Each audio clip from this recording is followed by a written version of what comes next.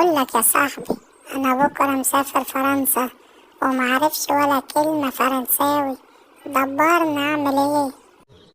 يا عم سهلة وبسيطة خالص. هتحط كلمة اون في نهاية كل جملة.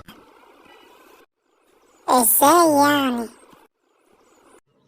اقول لك انا، يعني تقول صباح الخيرون، مساء الخيرون، وبكده انت بتكون بتتكلم فرنساوي زي اللبلب.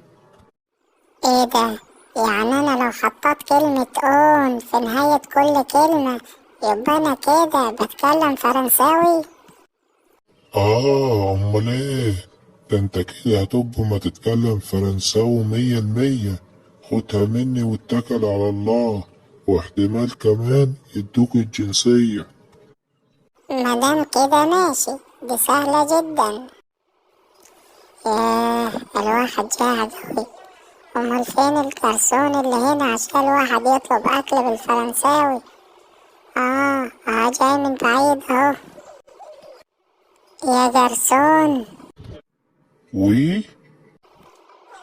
انا هموتون من الجوعون، فهاتلي حتة لحمون وشوية رزون وحبة شربون، وما تنساش السلطون. باردون. لا، سخنون.